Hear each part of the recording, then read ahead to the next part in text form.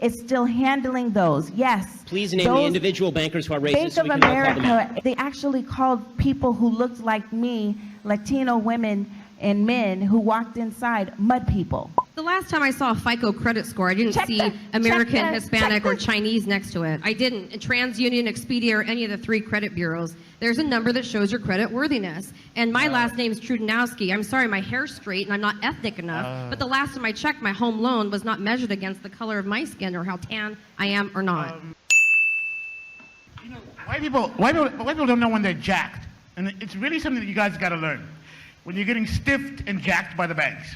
And it's not a matter of like whether the banks are racist or not. It's whether they're going to make a good, whether they're going to fleece you or not. Wonder how are they going to fleece you? And they will. No, and everybody's got to realize when they will use anything to fleece you. And to me, it's not an issue of like of whether you could say like that fleece you. What happened is the banks were running out of people to make money off in the ordinary system, and so they had to like switch to poor people who had nothing and give them home loans. Right. No. My question is I'm not going to say that you know. No, yeah, this is a good explanation, but I'm just wondering what the point is. Is it that you know? Smoke weed every day.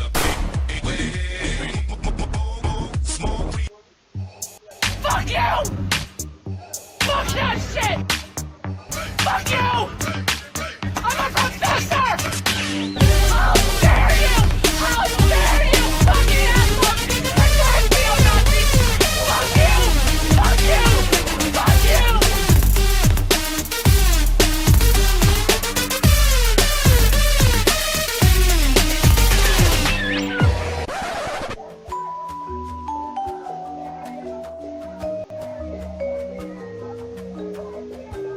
How do you say that some people don't have privilege when you basically just said that trans people aren't valid? They're not nothing. They're just girls pretending to be boys or boys pretending to be girls. Okay. Someone's excited. Okay. Biological, but gender is a completely different thing. No, gender is not disconnected from sex. So. It's not completely disconnected, but it's still a cultural thing. It's still from society. Okay. No, it is not in the mind. Okay, you're not a man if you think you're a man. And I didn't say pretending, or if I did, I shouldn't have said pretending. Let me amend. You said playing. Okay, I said a boy who thinks he's a girl. That's the usual phraseology I use. Not playing. I usually say a boy who thinks he's a girl or a girl who thinks he's a boy, which is technically what we're talking about here. The idea that sex or gender are malleable is not true. Okay, and I'm not denying your humanity if you're a transgender person. I am saying that you are not the sex to which you claim to be. But if you are going to dictate to me that I'm supposed to pretend that men are women and women are men, no. My answer is no. I'm not going to modify basic biology because it threatens your subjective sense of what you are. Okay, but you're still saying these kids should like not be accepted because they don't really fit in either place. They can't just like. I'm saying that the Boy Scouts have a standard. You must be a biological boy to be a Boy Scout. You have to be a boy to be a Boy Scout. Where's that written though? Okay. In the name Boy Scouts. Because this is a very because for all of human history, boy meant boy and girl meant girl. Have you talked to a group of trans people instead of this group of like white people? I'm more than happy to talk to a group of any people who will have me, but usually they protest me. Okay, last question about your Planned Parenthood thing.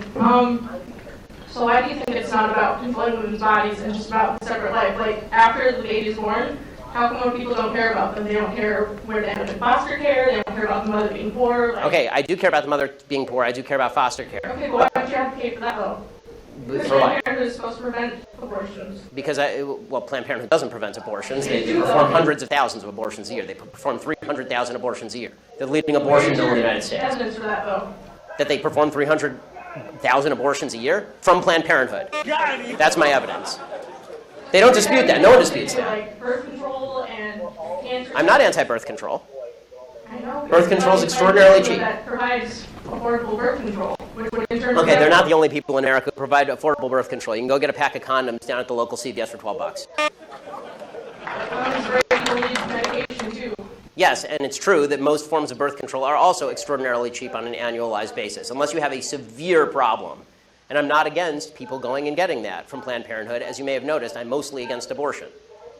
If you want to go to Planned Parenthood and get a contraceptive, go for it. I don't care.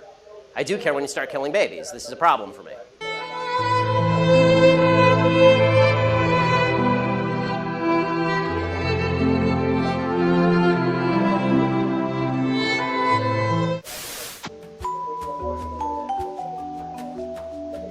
I'm really shocked at the tone of this debate and how we're talking about immigrants as if somehow they're not real people. The people who came over after the war, my family were part of that wave of people. I'm proud to be British and part of the European community, part of, a giant society of people trying to work to make each other's countries better. I think, we seem to have forgotten that Britain is also supposed, I hope, to be a compassionate nation, a humane nation. That is the Britain I'm proud of, and I want that country back. Just let's have your questions, see whether you strike a chord with everybody here. We knew what we voted for in leaving the EU. Why are Remainers making out constantly that we are uneducated people that didn't understand Brexit and what we were doing?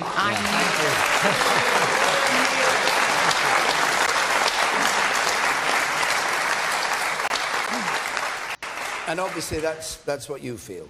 Yes. You feel it. I feel we knew, I read everything, I looked into everything. It's how I felt, and I did the old-fashioned pros and cons in writing, and I wanted to leave. But people now are making out as if we're uneducated, as if we don't know what we were doing. And I just think they need to stop doing that. Anybody else who feels that incidentally throwing things at the television or shouting at it is an occupational hazard of it in question time? You, sir, the man behind, do you agree with her? Yeah, I'm one of those people. I find it absolutely abhorrent that people like you come on the end and call that the British people, we lack compassion. You're essentially calling us fascist and racist just because we have concerns about immigration. I'm a primary school teacher, and I've worked at various schools. Nobody called you racist. Yes, but unfortunately that's exactly the tone that we're taking. I've worked at various schools where English is genuinely not the first language on the playground. Not between the children, but by the parents. Quite often, you go around, because once upon a time, people came to this country and gradually integrated and were welcomed. We're a very welcoming nation. But when you get a massive influx of people all coming at the same time, that's what people have a problem with. That's when we get concerned when we go to the doctors and we can't get appointments. You go down to A&E and it's full. Now, people may turn around and say, no, that's racist, that's fascist, that's not acceptable. But 18 million people, just like that lady says down there, we knew what we were voting for, we know what we want to get out, and the sooner we start it, trigger Article 50, the better. All right. Laurie, first. No, you go first. Laurie, keep it short, so we must move on. All right, to try and answer both of your questions. Look, firstly, I don't believe that people who voted Brexit are stupid. I think, unfortunately, some people may have been lied to and manipulated, and that is not...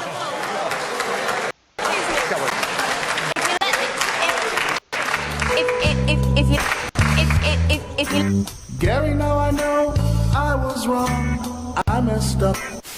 A couple of years ago, I went back home and I had a long beard, and I was stopped at the airport. Well, not really stopped. All right, you were stopped. You were questioned. Did they let you through? Okay, let's get over it. What now?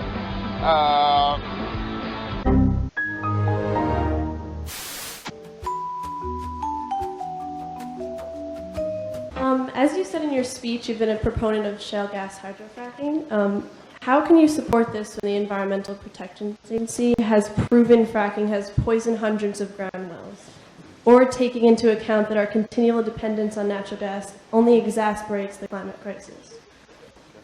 Because the methane leaks makes it worse than coal. In September, you spoke at a natural gas industry conference in the convention center, showing your ties to the fossil fuel industry and your priorities with the corporations rather than with the American people. One more time. What? Please let us finish. No, go for it. You called shale gas developers the pioneers of the future. But the truth is, they're not the future. We are. We're here to represent the students and the youth who refuse to live in a world that promotes injustice, environmental degradation, I just want to know and something. corporate control. Okay, can you tell me sorry, something? Please let us finish. Thank you. Go ahead. I stand with the frontline communities and all of the individuals who have had their land destroyed and their water contaminated by destructive industries. And I'm here to say that I don't think that you stand for what's best for our planet or for the American people. Okay, let me ask you a question. Since you're the future, by your own definition, what's your energy solution? Oh dear, oh dear. Let me tell you, sir, fat shaming works. Of course it works. I mean, who would ever imagine that fat shaming wouldn't work? Like somebody you love, so do I look hot in this? No, not anymore. You'd stop eating. And in fact, all the studies suggest.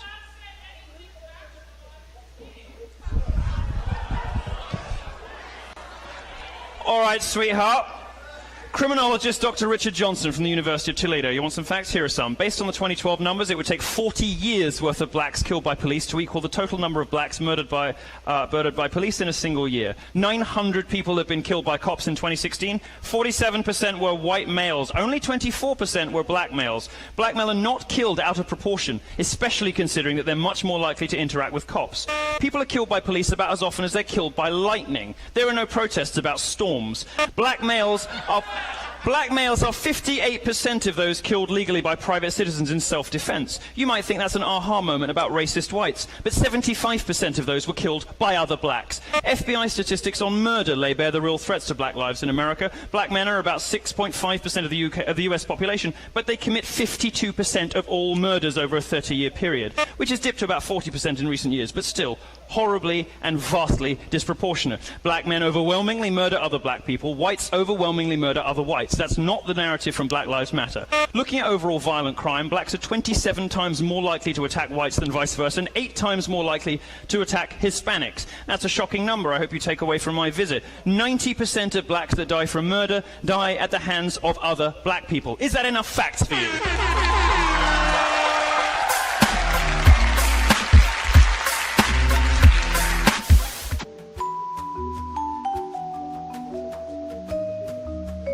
Just said that you wanted to engage in the values of America. What are they? Easily. Responsibility. That's a value. Hard work. That's what American dream is all about. It's responsibility. You work hard. Hey, being a 5'4" Asian guy in this world is not easy, okay? Being a black man in America is not easy, but I understand. No, but wait, let me clarify some shit for your ass, because you want to bring up 5'4" and Asian.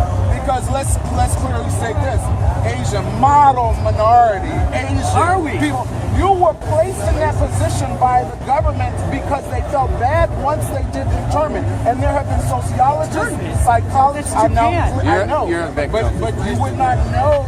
There's no difference in that delineation at one point. There was no difference in the system. He just said there's a center. I didn't ask you. I asked him. You're the same guy from last time. I'm not talking to you. Oh, that's nice. Dismiss people. He just explained it to you, and then you talked all over him. You railroaded him. You're the same guy from last time. He just explained it to you. I'm almost certain. Can I explain? Hold the cops. Yeah. I got that one on camera. I remember that one. I'm not That's fine. But you got this. I'm not. Hey, how you doing? What's going on? You like it? Talk to him. I'm good. Talk to him. This is constructive. Continue. Quit deflecting. It's very constructive. For me. Jesus. Okay. My parents did not know how to speak English. So what did they do? They worked as a janitor that cleaned toilets. All with the thought of making my life better as they bring me up through education.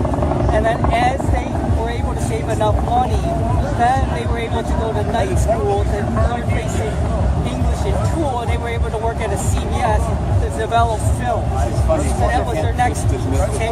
So as an immigrant, that's your responsibility to quickly work hard to be self-sufficient to get back to the country that allows you to come in here.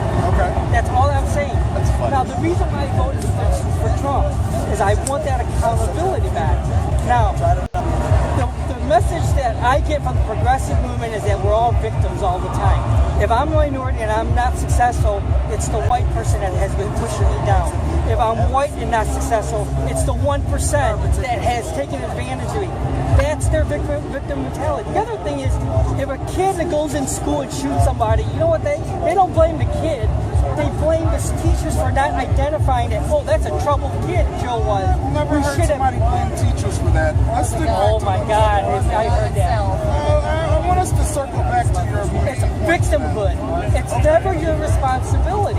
And that's what I like this new voice, what he's saying is, we're going to make America great. And part of what I think America great is taking responsibility by giving you opportunity. No, I do not live in a So how do you make something great? By having everybody take accountability for their lives.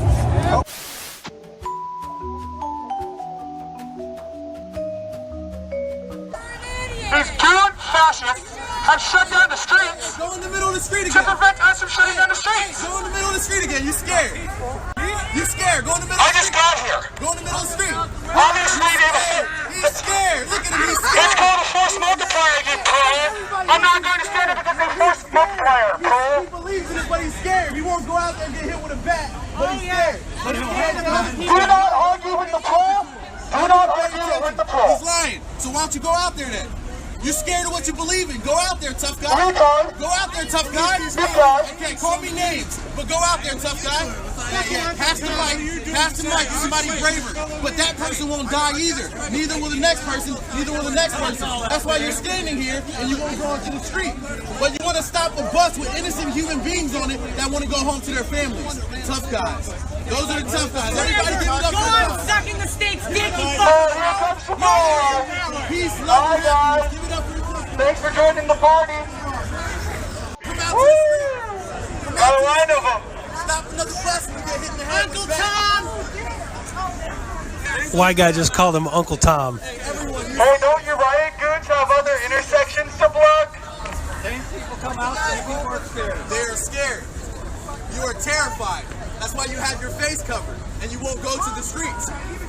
Go speak to the cops in the street. So what? Go demonstrate in the street so you can get your head knocked off. But you're so brave, you're so tough. Hey, brother, I love you too, brother. Hey, I love you too, brother. I love you too. I love all y'all. I love all y'all, but y'all aren't on the street either. You support it, but you're not in the street just because you're afraid. You're afraid, that's why. It's stupid and you're afraid. It's okay to be afraid, just admit it. Just admit it. This is a stupid, worthless cause, and everybody's wasting their time, and everybody in the world is going to see. Amazing. Amazing. Why did my penis cross the road to get to the other vagina? Vagina. I wanna have sex with your vagina. Vagina. Vagina. What's up, cunts? It's me, your boy Traeger. Today's video is going to be a compilation of Milo Yiannopoulos destroying social justice warriors and feminists. Remember to subscribe for daily videos, and as always, stay dank. Hi Milo. You spent tonight endorsing a right to speak, free speech, especially on colleges where you often speak. Yeah. Yet you are an avid supporter of a presidential candidate who wants to expand libel rights against journalists, supports restrictions on the internet, and condone violence towards peaceful protesters. Do you just decide to ignore these aspects about Donald Trump, or do you just use free speech as a defense for your polarizing comments? No, it's a good question. So I don't endorses violence toward anyone. I've never seen any evidence of that. I think that's a confection.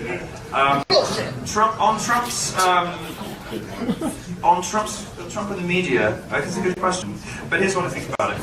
I don't think that the American media has done a particularly good job over the last 30 years. Does anyone here think the media has done a particularly good job over the last 30 years? No. Well, the American media has lied to and lied about almost everyone in this room. They do it all day, they do it every day, they do it as a matter of routine. Journalism in this country has become less about exposing the truth and exposing wrongdoing as virtue signaling among a small group of coastal elites. Well, the Overton window is narrowed so far in the media the extent to which you can no longer say true things if you want to keep your newspaper column or if you want to have a successful job in the media, to me represents a sort of industry failure. And in those industry failures, well, that's precisely the moment when the government steps in. Now, what Trump is proposing isn't clear because he wasn't particularly specific about it. What he said was something along the lines of, it should be harder for them to lie about people. Well, who really disagrees with that? I don't think the libel laws in Britain are particularly great. They're way too strict, and they stop some journalists from doing what they should be able to do. But in America, you don't have that. And if a mild discouragement exists in law that prevents journalists from, and he was very specific on this point, he was very specific, if a mild discouragement in the law exists to prevent journalists from knowingly and deliberately lying about people, that's the key thing. This is mendacious libel, right? He was only talking about mendacious libel. Is that a bad thing? Stopping people from knowingly lying about people? First Amendment doesn't give you any right to do that. If you're a journalist, you have a responsibility. Or does it? Who knows? But it's not as simple as you painted it. Not even remotely. And if we're talking about mendacious libel, there are several very good arguments that the American system deserves a little strengthening. And I say that as a journalist who exercises extreme free, I exercise my right to free speech, every day in full. And I wouldn't be able to operate without it. But you know what? I've never been sued because I don't get my facts wrong and I don't lie about people. So I have nothing to fear from this law. And if a little strengthening of mendacious libel curtails some of the excesses of the hard left in American media, I don't think that's such a bad thing. What was the third one you didn't like? The third one was... Oh, listen to him now, he's all crestfallen now. Alright. Come on, give me the third one. You can remember. Condone violence towards peaceful... No, I did that one. No. Supported restrictions on the internet. Oh, well, you're just wrong about that. You don't understand what he was saying. So what Trump was saying very specifically was we should look into technical solutions to hampering terrorists' access to the internet. He wasn't saying we should close down the internet, like you can't visit Reddit. What he was saying is, and he's right, that there... Well, you probably wouldn't go on Reddit, who knows. Tumblr in your case, maybe.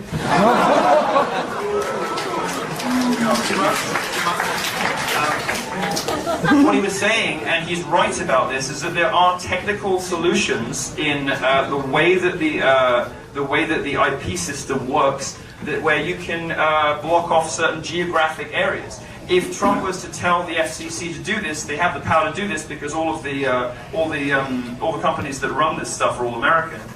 If the FCC was instructed to do this, they could, in theory, cut off 98% of ISIS's internet connectivity. It would severely hamper ISIS's ability to recruit, to market what they're doing, and to organize themselves. It would severely affect their ability to do all of the things for which they are now so globally feared, all the things they're amazing at on the internet. It would really, really harm them. They would have to invest in incredibly expensive data-enabled satellite phones. They wouldn't have access to regular internet connections. We could, in theory, if we wanted to, cut off the access of large geographies in the Middle East from communicating with us and with themselves. That's what Trump was talking about. It is perfectly technologically possible. It has very few free speech dimensions, and those that it does I don't think are very objectionable. Again, you completely misrepresented it. Thank you for taking my question, and I completely support your right to speak here. The brave man, Milo Yiannopoulos, is here with us now. Are we expected to feel sorry for men? Is that what this is? I think it would have been ridiculous until really very recently for any man to make arguments like this. It's certainly ridiculous for anybody of even my generation. But I think with some justification, young men, particularly of 20, do go through life and they don't recognise the world that, for example, feminist campaigners describe. They do experience discrimination in education. They do feel as though schools can be architected against them sometimes. They get whacked on Ritalin for being too boisterous. When they get into the workplace and go and apply for jobs and all the rest of it, they don't have all the same sort of programs and foundations and extra schemes and all the rest of it. Yes, it would be ridiculous to have made this argument even perhaps half a decade ago, but I don't think it is anymore. Right, but your main claim is about the gender pay gap, that actually that is a myth. And it's not a myth, is it? Yes, it is a myth, yes. Well, it's not a myth according to the figures from the ONS, the Office for National Statistics, because even in November last year, they showed that the gender pay gap for all employees, full-time and part-time, still benefits men by 19.1%. That's their figures. Yes. Well, for full-time employment, just one moment, it was 9.4% less, and that's in April this year. Now, there is a narrow figure that they use too, which shows that hourly earnings in April 2014, with women working for more than 30 hours a week, were actually paid 1.1% more. But that's it. It's just that bracket. And actually, when you get men and women workers in their 40s, 50s or 60s, again, the gender pay gap is in favour of men. So it's a myth. Well, you're right about all of that stuff, but you're wrong about why it's happening. Well, hang on a second, though, because you made the claim in your piece, in your film, that women are not paid, or rather men are not paid more than women, and they are. Well, you have to understand where the figures come from, right? These figures... you must understand. These figures are... You're going to accuse me of No, it's mansplaining, aren't you? No. These figures come from averages across society. They don't take into account the different life choices that women make. The reality is that women do prefer a more balanced... All right. Let me do a follow-up question. This one is directed at Ben and Monique. According to Pew Research, the net worth of white families in 2013 was $141,000. For black families, it was $11,000. Given this disparity, how can you argue that racism is not a driving factor in income inequality? Because it has nothing to do with race and everything to do with culture. And we have a culture that doesn't... And when you know what? Explain to me. You explain to me why black kids aren't graduating high school. Explain that one to me. Explain to me why black kids are shooting each other in rates significantly higher than whites are shooting each other. Explain to me why 13% of the population is responsible for 50% of the murders. Fuck you! Fuck you! Fuck you! What's up, cunt?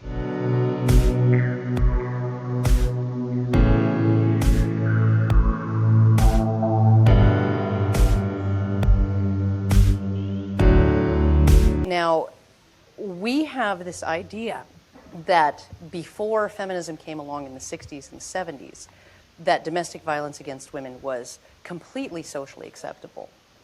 Now, I don't understand how one can come to that conclusion when the President of the United States wanted to bring back corporal punishment, which had been banned, right, in most states at that time, exclusively to punish men who batter their wives. And especially since the treatment in communities for men who were battered by their wives, of which there were many, and you can see friezes and artwork from the 1600s and the 1700s that show women battering their husbands with their rolling pins and their skillets and all of that. Robbie Burns' Ode to a Henpecked Husband. All of those things. There were women who were abusive to men at that time. And the treatment that the community gave those men was either the Skimmington Ride, which was the practice of the community coming around the house at night and beating pots and pans and screaming and throwing things at the house to shame him for allowing himself to be beaten by his wife. Or they put him on a donkey backwards, holding its tail, and rode him around the town square and threw, or strapped him to a cart, and threw rotten fruit and vegetables at him to shame him for allowing his wife to beat him. Okay? And these things have been just quietly erased from modern scholarship and modern accounts of history, right? Back when we thought it was okay to beat your wife, right? When we thought it was okay to beat your wife, at least when it was extremely egregious, particularly egregious, we'd strap the guy to a whipping post and give him 30 lashes. When your wife was beating you, right, it was you that got punished by the community, right? So I don't know that feminism has a balanced perspective on any of these things. I really don't. You said you weren't much of a father when they were young. No. You better now? Much. I get better as people get older. But most men are pretty hopeless when newborn bundles arrive. And they're so incredibly impressed by how women appear to know what to do. And then they think, well, I'll go off and do extra work and make some money, and they justify it in that way. Christopher, I've heard you say this. Yeah. And so now you're hearing me say it again? No, but my point would be that I think after the 70s that is actually not true. That may have been true, but I don't think that is true, that men are so less capable of dealing with children and that it's better that they go off and earn money. You know, maybe the mother could go and earn some money. Did that never occur to you? I'm not having any woman of mine go to work. You know you're going to get into trouble if you go down there. No, I won't. No, they don't need to work. They can if they like, but they don't have to. You are joking. No, I'm not. No, I would expect I would expect to take care of them. They work if you want, but you don't have to. You are the commander's son, aren't you? Yes. I am, You really mean that? Sure. You don't think women should go and work? Yeah, I said they're welcome to do that. I'm thrilled if they want to. If they don't want to, they don't have to. Is this you being ironic? Is this your famous attachment to irony? No. What's so difficult about it? It's just wrong. It's just absolutely wrong. No, they're called the gentle sex for a good reason. You want to see them. You want to see them coarsened in the coarsened in the labour market? No, not if they don't want to. They You're shouldn't 61, they shouldn't feel they not have to. 180. No, that's my view. I don't think a Mrs. Hitchens should have to work. It's been lovely to have you. Thank you so much. Oh, it's very nice of you to invite me. Please, a huge thank you to the sexist but charming Christopher Hitchens. Thank you. Just so that people who are watching today know who we've got in front of us, do you just want to introduce yourself and the position you've got in the organisation? David. Yes, so David Isaac, I'm the chair of the EHRC. And I'm Rebecca Hilson-Rath, and I'm the Chief Executive of the EHRC. Wonderful. I think I'm obliged to declare that I'm the unpaid parliamentary spokesman for the campaign against political correctness. In the strategic aims that Jess was talking about and the priority areas, one of them is employment, which includes in it treatment at work, including pay gaps. So could you tell me what the gender, disability and race pay gaps are in your organisation? Not off the top of my head. You'd think that you would at least know what yours was off the top. I mean, you'd think that this was such a priority. The first thing you'd be doing is keeping a track on exactly what's happening in your own organisation, rather than having a sort of a... One of the reasons that we're not... you should know these figures for your own organisation off by heart, surely, if it's that important. We know, so let me answer the question. I think we know that we have perhaps a small pay gap, and I think we'd be unique if there wasn't a pay gap, but I would hope that we could eliminate it as much as possible. Well, let me help you out. Okay. I mean, I've got the last figures for which I have, which are for March 2015. So I appreciate that we're a bit out of date with the last figures that seem to be available that I've got. But you had a gender pay gap of 1.2% for full-time workers and 6.8% for part-time workers. You had a 13.3% pay gap for disabled people, so you were paying non-disabled people more than you were paying disabled staff. And you had an 8.8% pay gap on race. So my point is, if an organisation like yours, which has got as its top priority to stamp out these pay gaps, if your organisation can't eliminate these pay gaps, how on earth can we expect every other organisation in the country and every other employer in the country to have eliminated these pay gaps? Kristen and Lacey both say they have no idea why Lacey can't land the guy of her dreams. There's only one way I could give some real input. So I sent Lacey on a date with exactly the kind of man she just described. I had a camera capture the whole thing. Let's check how things went down. Everybody tells me I'm wifey material. They tell me I'm the perfect catch and any guy would love to have me, but it's not translating. Hi. How you doing? Thank you for meeting me. No problem. Thank you for coming. I'm Lacey, by the way. I'm Dwayne. My first impression of Dwayne is that he's really cute and tall, and I like tall. I hope Dwayne could keep up with me. Will he be able to? I'm not sure. Yeah, can we please get some shoes? Sure. What sizes do you guys need? 15. Oh, you said 15? All right Yeah. now. Yeah, so my name will be Champ, and we got Chump for him. Somebody's got to be the champ, and somebody's got to be the chump. I'd rather be him the chump than me. You ready? I'm ready. Take notes. Okay. Some girls may let guys win, you know, to build their ego, but that's not what I'm about. Oh, okay. I'll take it. Gutter ball. Beginner's luck. Gutter, yes! Go ball your gutter, please. I have never been with a girl that smacks talk this much. Usually it's just a little bit here and there, but this is another level. So where did you say you're from again? I'm from Nevada, From Nevada? but yeah, I live in Michigan now. Oh, Michigan, that's yeah. cool. That's nice. Yeah. Why are we doing so much small talk right now? Aren't we in the middle of a game that I'm about to win? You about to lose, so you trying to sidetrack me. It'd be nice to kind of have a conversation with her that didn't involve her talking smack.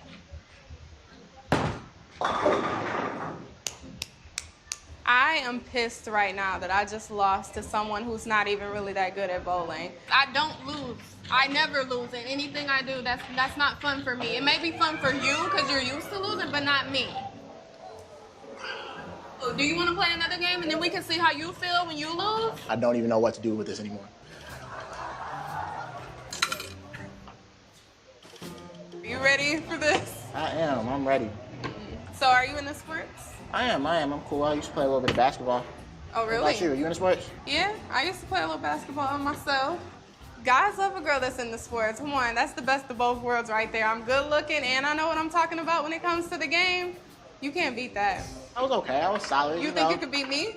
I was a contributor. I mean... I would score 30 on cool. you. 30? I would score 30 on you. 30. Easy. If you can't stand the heat, get out the kitchen. You can't beat me. You know that, right? Are you having fun being a loser? Oh, it's just too intense right now. This is about to get real. Oh, it's getting real? I'm about to show you how it gets real. Oh, it was already real. I'm ready. That's what I'm talking about. Stay in your lane and learn not to step to the champ next time. Are you for real? Are you kidding me? That's how you are. Everybody tells me I'm wifey material. They tell me I'm the perfect catch and any guy would love to have me.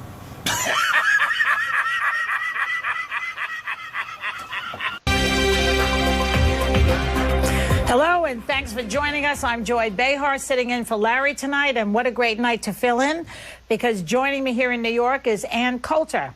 You could say she's a little controversial, she's a little country, she's a little rock and roll, and she's got a new bestseller out, Guilty, Liberal Victims and Their Assault on America. We'll get into that and a lot more, but first, let's talk about our new president. Welcome to the show, Ann. Thank you. Good to be here. Is there anything you like about Obama? Yes. Oh, wow. Like what? He was totally playing the daily cause kids for fools on national security. He's basically continued Bush's terrorism policies. Guantanamo is not getting shut down. We're not pulling out of Iraq. In fact, he's increasing the war in Iraq. He's continuing the renditions. I think either he knew this all along, or he got the national security briefings and said, I can't let the New York Times run national security. That's too dangerous. So I had high hopes for him the first few weeks, though the stimulus bill sort of dashed those. So you would like him to continue torturing people? Is that what you're telling me? We don't torture people, Joy. We don't? That's not what I heard. No, though, if they're really bad, I know. If they're really bad, we torture them. I was going to say they'd start showing them old issues, old views. The View. Oh, yeah, you've been on the show. Did you feel we ganged up on you last time? No, it was a lot of fun. It was like the Sisterhood of the Traveling Pants. Yeah. I'm expecting cards and letters from all of you. Listen, you sold a lot of books that day. The View sells a lot of books. So what do you care if we ganged up on you? I didn't say you ganged up on you. You did. Well, you sort of acted like we did. No, I said it was a joyful occasion. People felt that you were pissed when you left. I'm just saying. Okay, so what do you think about this stimulus bill? Do you think that... I think it's a disaster. You think it's a disaster? It's the Reward Failure Act of 2009. I mean, it's not that I like the title, and so did most Americans. Support for it went from about 80% when people only knew the title to about 37% as people would find out more and more about it. It's stimulative of big, huge government programs. It rewards failure, and who's going to be left holding the bag? The middle class of America. Yeah, but, you know, your party has done nothing in the past 8 years to fix any of this. They ran up the deficit. Well, it only started last fall. I don't know what you're talking about. I mean, the whole economic crisis started last fall, where I promise you McCain wouldn't have been our nominee. Nobody was talking about this until the fall of last year. The economy was fine. Nobody seemed to have any foresight at all. No, everybody knew. It was exactly like the dot-com boom. Well, then why didn't the Because Republicans they were making do money. something? They were in power. Well, everybody. Why wasn't everyone doing something? People knew it was coming the same way people knew that, you know, Pets.com 10 years earlier wasn't worth more than GM and GE and IBM combined. People knew that these internet stocks weren't worth as much as people were paying for them. People knew that these subprime mortgages weren't, the housing couldn't keep going up forever, but as long as you're making money, it continues. It happens with all sorts of things. But the Republican Party has now basically turned its back on this, except for 3 people, Olympia Snowe, and Susan Collins and Arlen Specter, right? So those are the only 3 Republicans who say, okay, we're gonna try and do something. What have the Republicans come up with? Because they have no plan. Okay, first of all, there's no clear evidence that those 3, Collins, Snowe, and Specter, are Republicans, or I would demand that Michael Steele cut them out. You're just saying that because they don't agree with you. No. Look, I mean, when you get every Republican in the House plus 14 and then 9 Democrats voting against this bill, that's where the bipartisanship is, against the creeping, it's not creeping socialism, it's galloping socialism. It's theft, it's immoral. It's shocking, the stimulus bill. I'm not exaggerating. And the only hope is that Republicans will come zooming back in 2 years and it won't go into effect because this is a disaster. And by the way, people who think that just because their taxes aren't going up right now, okay, you know, maybe I won't benefit from the stimulus bill, but I won't be hurt. You will be hurt. You will be hurt. Let me ask everything you. you've made until now will be worth half as much. All right. Would you rather that it fail so that the Republicans can be back in power in 2010 rather than try to do something for the American people? No, it has nothing to do with being back in power. Answer the question. No, I've answered. Would you? Let's say it has nothing to do with Republicans being in power. What if it does really great? How do you know? You don't know that. Because massive socialism has never worked. I mean, Argentina tried, Japan tried it. They have higher IQs than we do. You can't borrow $1 trillion. We don't have $1 trillion. You know what that means, Joy? That means you either are in hock to China, and there is definitely massive inflation because you start printing money. That means any dollar you have today will be worth 50 cents. But who are we indebted to for the Iraq War, for example, where we spent $1 trillion also? Look, and Bush and his people brought the deficit up incredibly. So who are we in debt to for that? Yeah, and the deficit's very bad, and Republicans have been the ones talking about it for years. I think it was Bob Dole who said, let them run on the deficit. We've been running on it for 30 years. Americans don't care. Each president, because of the spending of the government, each president has a bigger deficit than the last one. You know, the entire deficit... Take a breath. The entire deficit under George Bush that you're so worried about is $400 billion. This stimulus bill is nearly $1 trillion. Well, that's not true. First of all, everybody knows, and I'm not a political person exactly, but everybody knows at this point that George Bush got a great surplus when he came into office, and he squandered it. Everyone knows that. It was a surplus on paper. Oh, I see. Okay.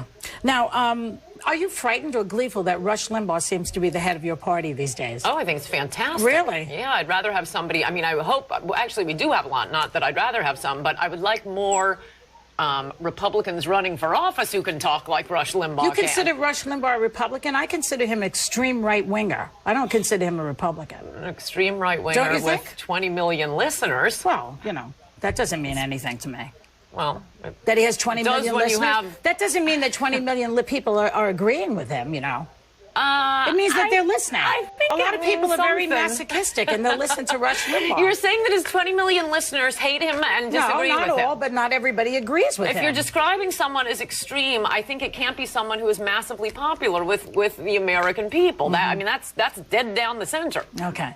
All right, let me ask you something else. Now, do you listen to Rush, by the way? I used to work with him. I was on the same station. To him. No. Well, okay. How can you describe him as extreme? We could interview one of the 20 million people who listen to him every day. I'm not that into somebody who filibusters like that. I like a conversation. Listen to him. How do you know he filibusters? Because I worked with him for 3 years, and I know what he does. I used to work with him. In the early 90s, I had a radio show on WABC Radio. Okay, so from 20 years ago, you have decided you know that he is an extremist. I see him all the time. When he has 20 million listeners. I know his routine. I know his More rap. than anyone on TV. More than Oprah. Do you think everybody watching Oprah hates her? They're just watching it out of Schadenfreude? Would you ask Oprah? Okay, do people hate you? Do people hate you? I'd like to ask you that. No. Do you think that people hate you? No. Not when I have 7 New York Times bestsellers. No, I'm very popular. But you can't have everybody love you. Not everybody loves you, Anne. People think you asked me if people hated me. I know, but you say suddenly you're saying no, they don't hate me. Saying everybody loves me. But you say because you sell books, that makes you think that people love you. I said that indicates to me that they do not hate me, which was the question, Joy. Okay, has Anne ever dated a liberal? You'll find out if you stay with us. Have you? We'll find out later. Don't tell me now. Anti-cop protesters have been popping up all across the country after select incidents with law enforcement. And one activist has also protested before, get this, in Ferguson and Baltimore, is now in McKinney, Texas. Now, since yesterday, he has tweeted, quote, "I've seen so many people here in McKinney who I've seen march in Ferguson and Baltimore and Milwaukee and D.C. Another tweet reads, well, we'll make we the protesters into a 501c3 one day soon, hopefully, in order to sustain this work. And no, I won't be getting rich." And finally, another reads, "Shut down McKinney." Now, based on those posts, is it fair to say that there may be professional protesters at all of these incidents? Joining me now is the author of those tweets, activist DeRay McKesson is with us, and also from the Black Sphere, Kevin Jackson. All right, DeRay, you say that. Were you at all three incidents? I've been to many cities where the police have been violent towards people of color, and there have been many people who've traveled around the country in solidarity to stand with people to make sure that these stories don't go unnoticed. I asked you if you've traveled. And you've been in Ferguson? You've been in Ferguson, right? Correct. And you've been in Baltimore? Correct. And you've been in McKinney?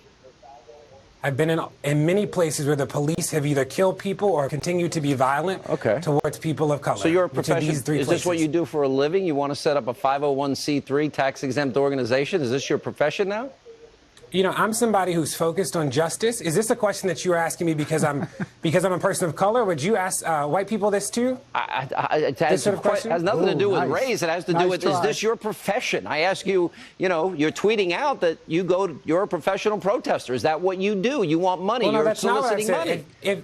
If you've actually looked at my tweets, you've heard me say that I'm actually unemployed. You want this to be that narrative? Well, how do you support yourself then? How do you support yourself, sir? I would encourage you to look at the rest of my tweets because I've answered this question many times. How do you support yourself if you're unemployed? I look at tweets. I will answer to you. How do you get the money to travel to all these places? So, Sean, will you keep yelling or will you let me answer? I didn't yell once yet, but I'll be glad to. If you want to hear me yell, it's pretty loud. Yep. So, Sean, behave. So, here's the thing: is that, like I said, I've been using my savings and contributions from my friends to do this work so far, and that has worked. Again, when I go to different places, and when many people go to different places, this is about making sure that these stories are heard and that we're standing in solidarity with people who the police have harmed or killed. All right, I got your point. Now I want to ask you this. Have you been a part of any of the rioting? Have you been a part of any of the looting, sir?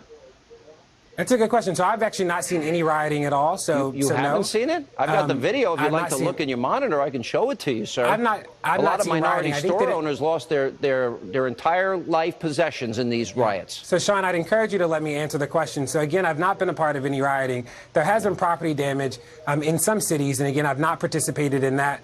And like I've said before, is that I don't have to condone it to understand it. Who robbed a store and assaulted a clerk and according to the eyewitnesses, fought a cop for his gun and charged it at a cop. Do you still believe that false and proven false narrative of hands up, don't shoot? Do you believe that? I think that Michael Brown should be alive today. And I think that he was murdered by a cop who used his power because he knew that power would be protected. Kevin, I guess we have professional protesters. I mean, nice way to make a living, I guess. Well, the first thing I'd say is that... Don't lie. The first thing I'd say to DeRay is he had tweets out that talked about he hadn't been paid yet and he was waiting to be paid. But if he denies that he hasn't been paid, fine. But here's what I will tell you about DeRay. Kevin, again, that's not true. Hey, let me finish. You haven't been to the funeral of any cop that was killed in the line of duty. I bet you that. I bet you haven't saved up for that. I bet you haven't been to the celebration ceremony of cops who've protected many, many black people for decades. I bet you've never been to one of those celebrations. I bet you haven't been to the funeral of any of the kids that are killed that aren't in these types of scenarios where race baiters and race pimps like you appear. Those are the things that you should be caring about. I bet you don't care about these neighborhoods once you leave, when you start problems, or the money that has to be paid to restore them when people like you leave. You're just you're a sucker that's going around this country starting problems, not caring about what happens after the fact because it's giving you a bit of notoriety. You should just admit that. You're a race pimp. So, Kevin, have you been to the funerals of all the victims of Sandy Hook? or all the victims of Katrina? I wouldn't have to go to any. I'm not a professional. I'm not a professional running around the country earning money to get this nonsense. To do this nonsense. I'm not running around the country doing this. Kevin, you should stop yelling. I want you to answer the question. To fit into this narrative. No, I've answered the question many times, and I'll say it again to you: is that I'm going to places like many other people where the police have killed people. No, you're not. You're getting paid. Do you believe a person is innocent until proven guilty? Do you go where people protect? Do you go where the police protect people? Do you believe cops are innocent until proven guilty? Do you believe people are innocent? What I believe is that girl should not have been abused, that Mike Brown should be alive, Freddie Gray should be alive. So I'm looking for the justice system to actually be alive. You don't care what the justice says. All right, I got to roll. Thank you both. Coming up, shocking. What's up, Fags? I'm going to take a second here and talk about this women's march that occurred. It was a couple days ago now. And it's been a big story. I mean, it's been everywhere. It's been promoted by the mainstream media and by a lot of different globalist-funded organizations. So we've been hearing a lot about it. And it's been hailed as one of the largest demonstrations, one of the largest group demonstrations in history. And the mainstream media has really talked about the fact that it was an international march and it really just crossed all these, gender boundaries and racial boundaries. And it was such an important moment in history, this National Women's March. And I'm really just not convinced. So I'm going to share with you a couple of fun facts about this Women's March, and then a couple of the funny things that I noticed about it, and the reason I find it to be incredibly stupid and useless course of action for these people. So a lot of people, think that this is some type of grassroots movement, that the Women's March was, it organically sprung up out of nothing because people wanted to do it. It was actually over 50 different organizations funded by globalist billionaire George Soros helped to get this ball rolling, helped to make this happen. In the same way that he funded Black Lives Matter and all of these other leftist, social Marxist organizations, he funded the organizations that were behind the Women's March. And this was just another attempt by him to influence the American social and political environment in a way that will be harmful towards America's long-term future. And I'm really just struck by the redundancy, the silliness of this march. First of all, what was the march about? You're going to get a million different answers from a million different people. It was about women's rights. It was about equality. It was about including those who are most marginalized by society. And first of all, talking with people who actually went to this march, and I know a lot of people personally who actually went to this march. They talked a lot about how it's about a women's right to choose, or AKA women's abortion rights. And I always, I asked them the question, every single one of them that I talked to, I asked them the question, okay, so it's about women, it's about women's rights, and I asked them, what about the millions of women who are anti-abortion and who don't believe in women's rights? Is this march for those women? And they didn't have a good answer. They would inevitably kind of tail off into some idea like, well, those women are oppressed by the patriarchy, they've been brainwashed, they don't know what's good for them, they're not real women, they're traitors to the cause, etc., etc., etc. And the truth is that this was not a women's march. This was a social Marxist march. For example, they say it's about including those who are marginalized by society. No, it's for including some of those who are marginalized by society. White supremacists are marginalized by society, and this march didn't include them. It didn't include all of those people who are marginalized. It only included some of those people who are marginalized. And when thinking about the overarching goal of this whole march, you have to think that these people somehow thought that they were making a positive impact in the world. And this is what I heard from a lot of these people as well, that it's about empowerment. It's about taking action. It's about making positive change in the world. It's about standing up against tyranny and totalitarianism. And when you talk about tyranny and totalitarianism, there's no way that you can argue that anything other than the fact that the political left is one of the most totalitarian and tyrannical political ideologies to have existed since Nazism, since communism, Leninism in Russia. Perhaps, you could talk about the Khmer Rouge in Cambodia as being one of the most oppressive as well. But definitely in recent times, the political left in the United States is one of the most oppressive and tyrannical and totalitarian ideologies to have existed during that time frame. And I've, of course, said this to some of the people who went to the march, and it triggered them, and they weren't really willing to have any further conversation or offer any counterpoint to that idea. So I found that to be, very telling of the fact that that idea definitely struck a nerve with these people, signaling that they perhaps can sense some truth to that. So that would be an area that they would want to avoid in a debate. And talking about how this march was somehow we had the goal of being positive change or doing something positive in the world. One of the things that I got a kick out of is all the people who went to the march that I talked to, I asked them, I said, hey, did you bring a garbage bag with you? Did you pick up trash along the way as you went? And then I went ahead and talked to them about how the fact that the streets were just absolutely, in most of these women's marches, the streets were just absolutely destroyed afterwards. I couldn't find any good pictures, but there was a couple articles that I found that were talking about the mess that these marches made, both for the public works departments to clean up, to go out and clean up the garbage that was left by these callous and rude marchers. And also talk about the impact that this had on local businesses, not being able to offer their services to customers on a busy Saturday. I know a couple of my friends that I talk to on a regular basis, they posted on Facebook about how they were being inconvenienced by the horrible traffic from the Women's March, and they were unable to go and spend their leisure time as they wanted. And this is another example of the agenda of the political left infringing upon the rights of others. And doing so without any type of remorse or, conciliation of that fact. Essentially, when I would talk about, think about the impact that this is having on small local businesses, their idea was, well, that's just a sacrifice that has to be made for the common good.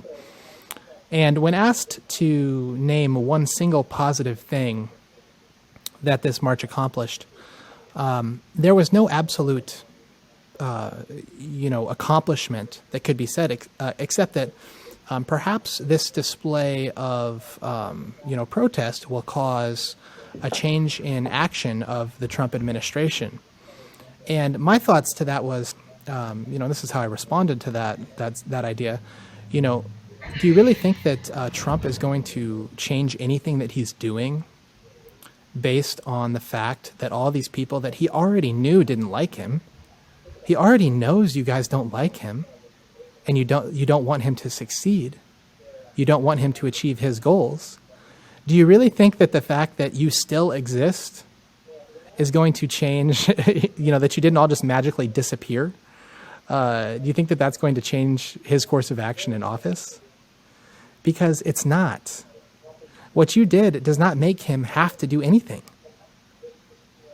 You didn't inspire any change of course of action at all because you didn't make any demands, and you didn't cause any repercussions if your demands were not met.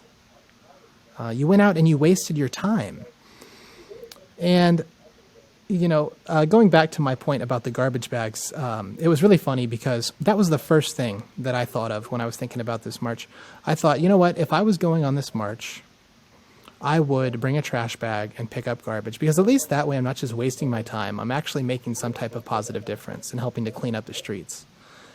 And it was funny when I would talk to these people who actually went down to the march. When I came up with that idea, I could see this little light bulb flicker on in their eyes. And they were like, oh shit, why didn't I think of that? That would have been great. None of these people thought about that. None of these people even had that idea cross their mind, because they're so caught up on their stupid ideology that they can't actually take any practical, real action to make a positive difference in the world. One of my relatives who went to this march, I asked her, I said, that's all well and good that you went and you marched for 8 hours on a Saturday in the name of this, supposedly positive cause. But when's the last time you went and actually did any community service? When's the last time you volunteered at a soup kitchen? When's the last time you went and read to orphans at a foster home? When's the last time you went to a senior center and spent some time in the common room talking with senile seniors? Talking to them about the news in the world and watching the light in their eyes brighten up for the first time in years as their family and friends have forgotten about them day by day until their existence devolves into a lifeless pit of nothingness as their faculties and ability to think cognitively slowly slips away. These are, when's the last time that you made a tax-deductible donation to a reputable charitable organization?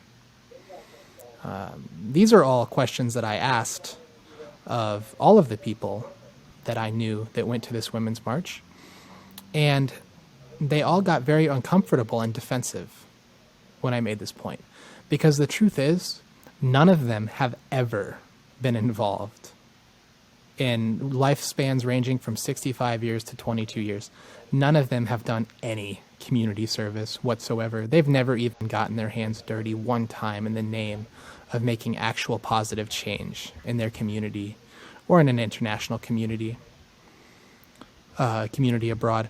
So I really find this whole gesture to be very, very empty, because while you were wasting your time making everybody's life a pain in the ass, achieving absolutely nothing except to make yourself feel good and somehow feel more virtuous and feel more right, and to ease that fucking guilt for whatever reason you hold in your soul, this is a big, all you did was go out and do a big self-righteous circle jerk.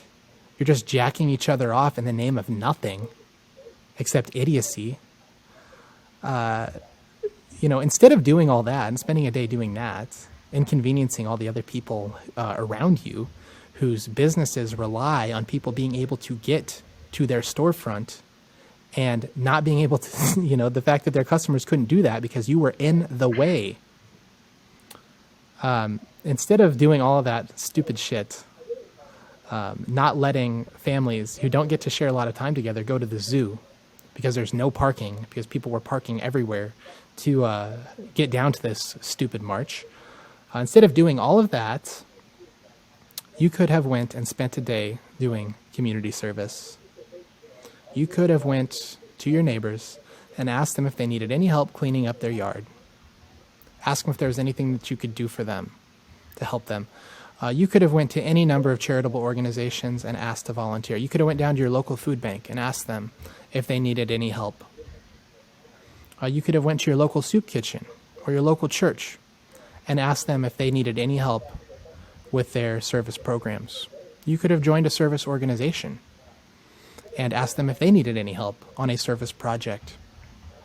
You could have spent that time washing dishes at a local restaurant and then taking the money you earned from washing dishes at that local restaurant and donated that to a charitable organization that would have went out and actually done some positive change in the world, like disease prevention and eradication, or education in third world countries.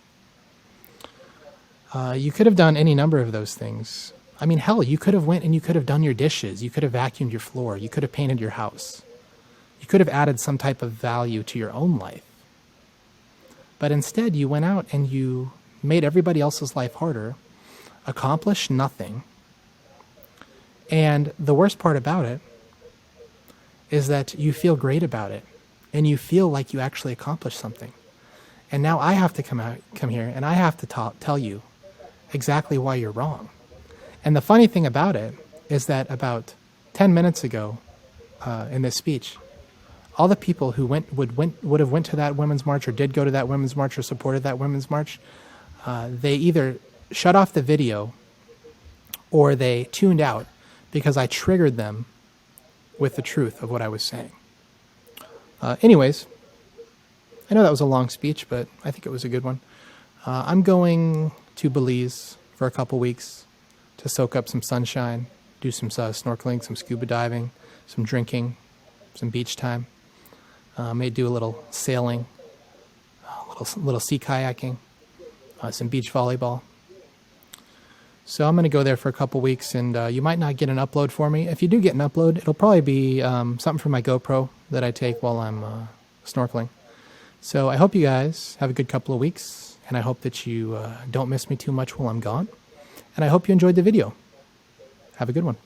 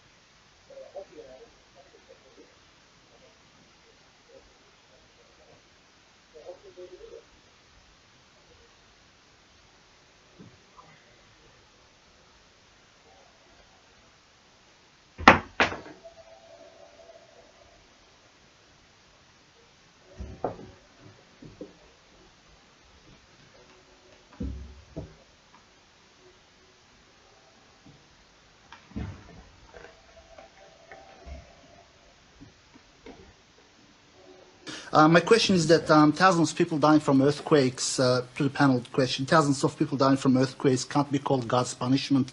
Why is it that a person being saved from under the rubble days later is almost invariably called a miracle? It's probably the stupidest thing the human race does, is to look for patterns in this way and say, when a baby falls out of a high-rise building and bounces on the grass below, that must be God. And when millions of children die every day for the lack of pure drinking water and just die of diarrhea in a banal manner, that's because God moves in a mysterious way or isn't involved at all. So I think we're off to a racing start, ladies and gentlemen. On the key question, anyway. Natural disasters happen, and an omnipotent God lets them happen, for those of us who believe in God. Several leaders of the Christian church, as you know, said about the last tsunami that it was a punishment. In Britain, several of them said it was a punishment for homosexuality. That it used to be said that earthquakes were a punishment for sodomy. Since we're doing sodomy in the lash, I thought I might as well bring this up. Oddly enough, the San Francisco earthquake only hit when San Francisco was famous for other things. When New Orleans got flooded, the only bits that didn't get flooded were the red light district. Okay? So anyone who says they know God's mind in this had better not mind looking a bit foolish. Or, which obviously don't, or had better say, take responsibility and say, yes, by letting it happen, God must in some way wish it to. Christopher Hitchens obviously has got a lot of attention from our audience, and here's a question aimed directly at him. Oh dear. It's from Jessica Langrel. Just another one to Mr. Hitchens. You typically stereotype religious people as dogmatic and fundamentalists. No, I don't. How is this when people who listen to you feel as if you're the one being dogmatic and fundamentalist in your evangelical pursuit to convert the world to atheism? Well, I have to... I would have expected more applause for a cheap point like that. That's more like... Now, that's more like what I call applause. I will have to, Tony, put myself in the safekeeping of your audience tonight, here, physically, and those who are watching, and ask them if they really think that's what I do or what I'm like. And that the reason the questions come to me, all of them so far, is not just because of my sexual charisma. But if it was that all this, this description of me as dogmatic and my only description of others as being dogmatic was true, then I wouldn't be able to correct it in the time of this show. We have one last question. It comes from Pam Collicott. Many non-believers facing death change their minds about religion. Is that fear or comfort? OK, we're going to have quick answers from everybody. Frank Brennan. It's often both.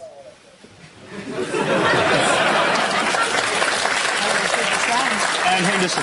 I would say exactly the same. It's again what I said before. Where there is no meaning, people find find God. And that's their comfort. There's even supposed to be a God gene, I think someone said. And I don't understand it totally, and some part of me does. So, you know, I would say I agree with Frank. It's fear and comfort. Wally Daly. Well, let's not ignore it's a perfectly rational decision to make at that point.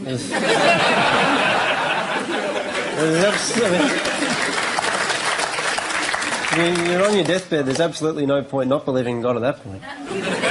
Because you might be right. You may as well jump on a team that, if it's wrong, who cares? I would say God knows. I mean, you know, unless you're from a team that, you know, dies repeatedly. When Voltaire was dying, a priest came and said, "You should renounce the devil," and he said, "This is no time to be making enemies." But it's a religious falsification that people like myself scream for a priest at the end. David Hume very famously didn't and was witnessed by James Boswell not doing so. Most of us go to our ends with dignity. If we don't, and if it is the wish for fear or comfort, then both of these things are equally delusory, as religion is itself. But I think one of the strengths of your book is that you do concede that religion is ineradicable.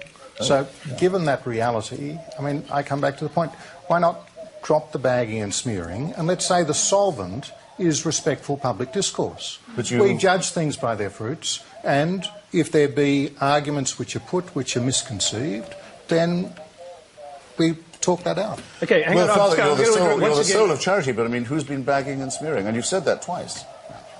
As if you're sitting there, our only protection against a wave of smearing and bashing. I thought that if, as long as we have a civil conversation, we don't have to keep on saying that that's what we're doing. Frank just talked about homosexuality as if the church had never condemned it as a mortal sin. Yes. I mean, it's extraordinary. I would not know that you were a member of the Society of Jesus, except that it was a very Jesuitical point you were making. And concealed your main one. And I'm sorry, Wally, it is the same. Islam says the same. You cannot be a good Muslim and publicly be a homosexual. Why don't you, given the wonderful freedom of a secular conversation, where no one's going to say anything about your right to say it, why don't you say what you actually think? How about that? Okay, yes, Anne, and then I'd like to hear from Frank. Can I just say that what I find interesting about your book, Christopher, is that everyone's the same, and yet we're all violently different. And if you are a cultural Catholic, as I am, I don't listen to what the Pope says every day and take my guide from him. My mother, who's 84, says she had a Vatican bypass 30 years ago. You know, it isn't like you see. Maybe because you're not a believer, you don't understand that Sounds like progress of a kind. No, but she converted from a completely non-believing family when she was about 20. But the thing is that religion is so manifestly pluralist as well. I mean, there's so many different ways in which people see God. And even within the Catholic Church, there's violently different ways in which people practice their faith. Did you say and violently? The idea... I missed that. You did say violently. Well, violently, I know you I didn't agree mean with you. I agree with you on all that you say about violence among religion. And that's the point. I like the old Greeks and the Romans. You had a god of war and a god of peace, and, you know, you had different kind of gods. I like that. But the idea that we're all following the Pope, I think, is a bit misguided. Okay, You're either Roman Catholic or not. You can be tons of kinds of Catholic. Oh, you'd be surprised. There are 5 popes I know about. There's a Coptic pope, there's an Eastern pope. No, all right. Well, I'm talking about the one in Rome. Not accepting the authority of the Holy Father. I leave it to this father, but I mean, I think that's not... I think since about 1969... People who take their faith a la carte and cafeteria style don't impress me very much on the points of principle and conviction that we're supposed to be talking about. If following the Pope, they'd all have 10 children. They don't. Well, Frank Brennan, that's a start too. Can I hear Frank Brennan on progress of a kind. The fundamental point that Christopher Hitchens made, which is how can you say something which is clearly against the teachings of your church, clearly against the teachings of the Pope?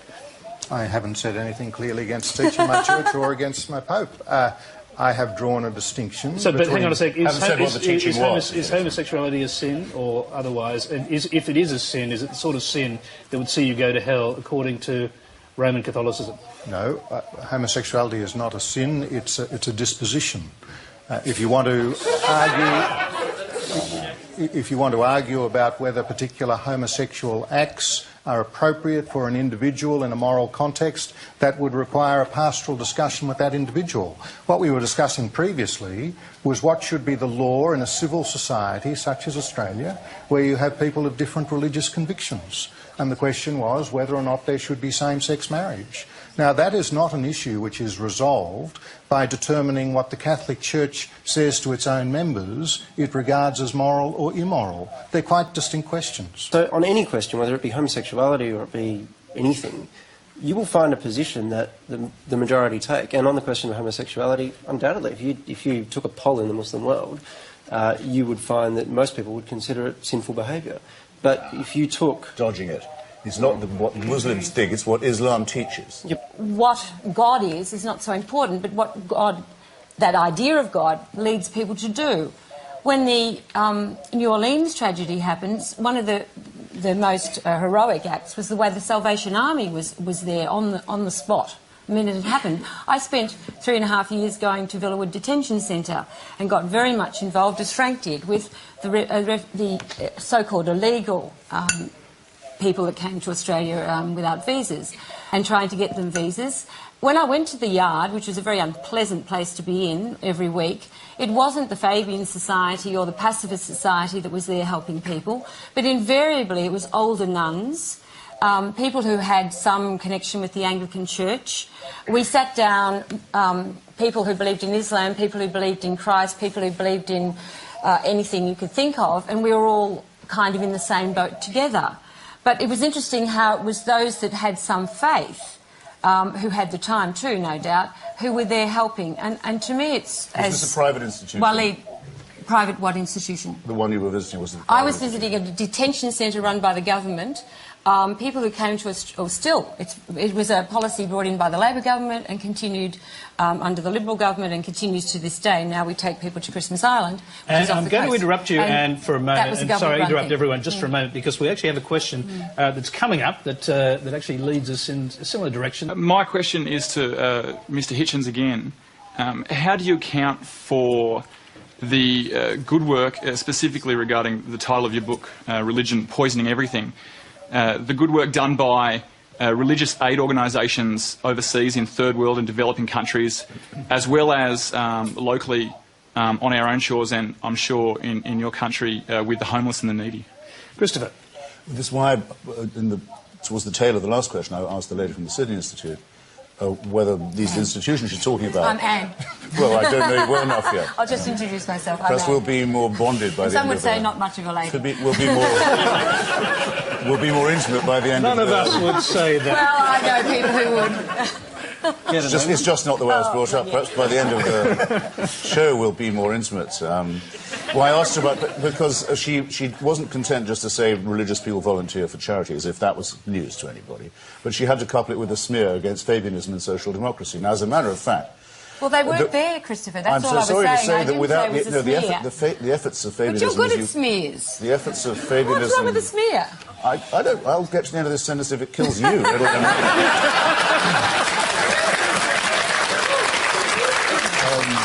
The efforts of socialists and social democrats to make sure that things like education and health do not depend upon private charity given by rich people and religious institutions to the deserving poor are the reasons why a lot of it's taken care of, because it's taken care of. Hang on, I wasn't we have welfare and... But just a minute, there's another smear. I wasn't a rich person giving charity where it wasn't gone. And you have to understand... I didn't say that you were. Well, it seemed to come across I didn't that even way. imply that you were. No, the efforts of Fabianism and social democracy, socialism, were to make sure that these things didn't depend on the voluntary whim. Yeah, but they don't do and that did now. all the idea of the deserving poor. Now, that's the first I know point. about The second point...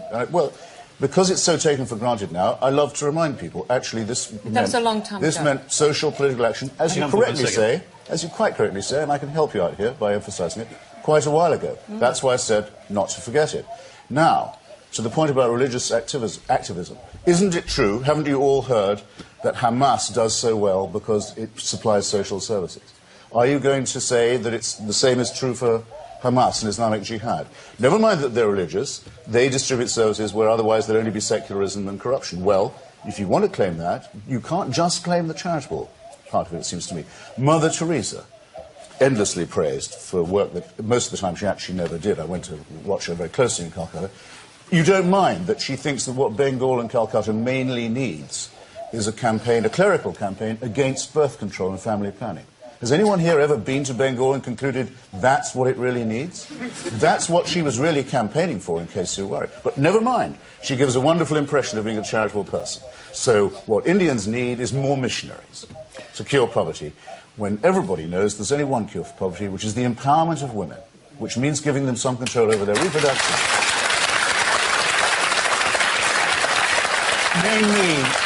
You name me a Catholic or Muslim charity that goes into the fields determined to secure the empowerment Okay, of well, women. let's and you'll see. have the ghost of a point. Let's see if Frank Up Brennan... until now you don't. Let's see. Listen to you, feel as if you're the one being dogmatic and fundamentalist in your evangelical pursuit to convert the world to atheism. Well, I have to... I would have expected more applause for a cheap point like that. That's more like it.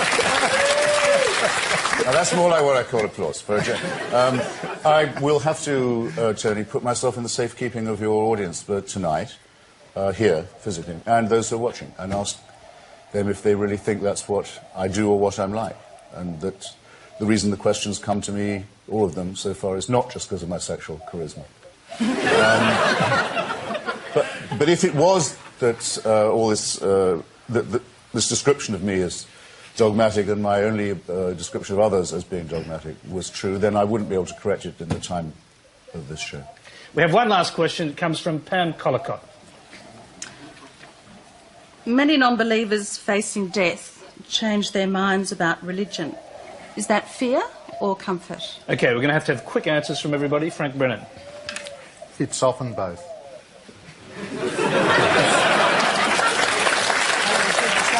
Anne Henderson. I would say exactly the same. It's, again, what I said before. Where there is no meaning, people find God. And that's their comfort. There's even supposed to be a God gene, I think someone thought of. And I don't understand it totally, and some part of me does. So, you know, I would say I agree with Frank. It's fear and comfort. Wally Daly. Well, let's not ignore it's a perfectly rational decision to make at that point.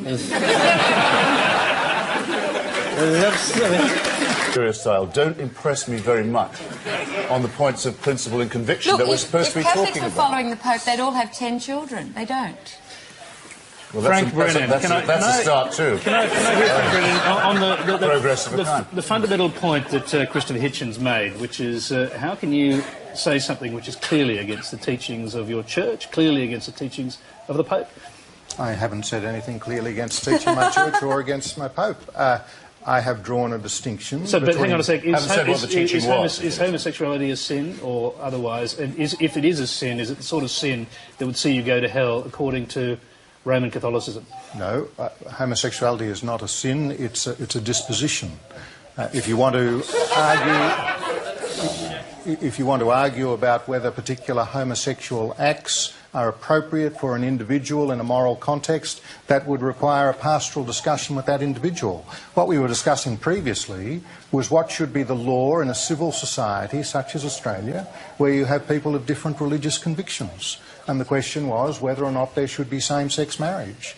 Now, that is not an issue which is resolved by determining what the Catholic Church says to its own members it regards as moral or immoral. They're quite distinct questions. So on any question, whether it be homosexuality or it be anything, you will find a position that the majority take. And on the question of homosexuality, undoubtedly, if you took a poll in the Muslim world, you would find that most people would consider it sinful behaviour. But if you took... Dodging it. It's not what Muslims think, it's what Islam teaches. What God is not so important, but what God, that idea of God, leads people to do. When the... My question is that thousands of people dying from earthquakes, to the panel question, thousands of people dying from earthquakes can't be called God's punishment. Why is it that a person being saved from under the rubble days later is almost invariably called a miracle? It's probably the stupidest thing the human race does, is to look for patterns in this way and say, when a baby falls out of a high-rise building and bounces on the grass below, that must be God. And when millions of children die every day for the lack of pure drinking water and just die of diarrhea in a banal manner, that's because God moves in a mysterious way or isn't involved at all. So I think we're off to a racing start, ladies and gentlemen. On the key question, anyway. Natural disasters happen, and an omnipotent God lets them happen for those of us who believe in God. Now, several leaders of the Christian church, as you know, said about the last tsunami that it was a punishment. In Britain, several of them said it was a punishment for homosexuality. That it used to be said that earthquakes were a punishment for sodomy. Since we're doing sodomy in the lash, I thought I might as well bring this up. Oddly enough, the San Francisco earthquake only hit when San Francisco was famous for other things. When New Orleans got flooded, the only bits that didn't get flooded were the red light district. Okay? So anyone who says they know God's mind in this had better not mind looking a bit foolish. Or, which you obviously don't, or had better say, take responsibility and say, yes, by letting it happen, God must in some way wish it to. Christopher Hitchens obviously has got a lot of attention from our audience, and here's a question aimed directly at him. Oh dear. It's from Jessica Langrel. Just another one to Mr. Hitchens. You typically stereotype religious people as dogmatic and fundamentalists. No, I don't. How is this when people who When you're on your deathbed, there's absolutely no point not believing in God at that point. Because you might be right. You may as well jump on a team that, if it's wrong, who cares? You know? I would say God knows. I mean, unless you're from a team that, dies repeatedly. When Voltaire was dying, a priest came and said, you should renounce the devil, and he said, this is no time to be making enemies. But it's a religious falsification that people like myself scream for a priest at the end. David Hume very famously didn't and was witnessed by James Boswell not doing so. Most of us go to our ends with dignity. If we don't, and if it is the wish for fear or comfort, then both of these things are equally delusory, as religion is itself. But I think one of the strengths of your book is that you do concede that religion is ineradicable. So, given that reality, I mean, I come back to the point, why not drop the bagging and smearing, and let's say the solvent is respectful public discourse. We judge things by their fruits, and if there be arguments which are put which are misconceived, then we talk that out. Okay, hang on. Father, you're the soul of charity, but I mean, who's been bagging and smearing? And you've said that twice. As if you're sitting there, our only protection against a wave of smearing and bashing. I thought that if, as long as we have a civil conversation, we don't have to keep on saying that that's what we're doing. Frank just talked about homosexuality as if the church had never condemned it as a mortal sin. Yes. I mean, it's extraordinary. I would not know that you were a member of the Society of Jesus, except that it was a very Jesuitical point you were making. And concealed your made one. And I'm sorry, Waleed, it's the same. Islam says the same. You cannot be a good Muslim and publicly be a homosexual. Why don't you, given the wonderful freedom of a secular conversation, where no one's going to say anything about your right to say it, why don't you say what you actually think? How about that? Okay, yes, Anne, and then I'd like to hear from Frank. Can I just say that what I find interesting about your book, Christopher, is that everyone's the same, and yet we're all violently different. And if you are a cultural Catholic, as I am, I don't listen to what the Pope says every day and take my guide from him. My mother, who's 84, says she had a Vatican bypass 30 years ago. You know, it isn't like you see. Maybe because you're not a believer, you don't understand that Sounds within... like progress of a kind. No, but she converted from a completely non-believing family when she was about 20. But the thing is that religion is so manifestly pluralist as well. I mean, there's so many different ways in which people see God. And even within the Catholic Church, there's violently different ways in which people practice their faith. Did you say and violently? The idea... I missed that. You did say violently. Well, violence. I didn't agree with you. I agree with you on all that you say about violence among religion. And that's the point. I like the old Greeks and the Romans. You had a god of war and a god of peace, and, you know, you had different kind of gods. I like that. But the idea that we're all following the Pope, I think, is a bit misguided. Okay, Why the Roman Catholic or not? You can be tons of kinds of Catholic. Oh, you'd be surprised. There are 5 popes I know about. There's a Coptic pope, there's an Eastern pope. No, all right. Well, I'm talking about the one in Rome. Not accepting the authority of the Holy Father. I leave it to this father, but I mean, I think there's not... I think since about 1969... People who take their faith a la carte and cafeteria...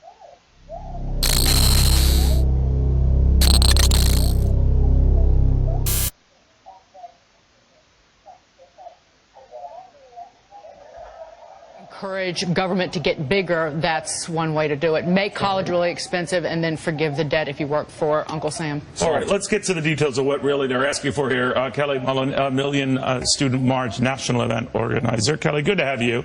Keely, I'm sorry. Is it Keely or Kelly? That's okay. It's Keely. I apologize. So what do you...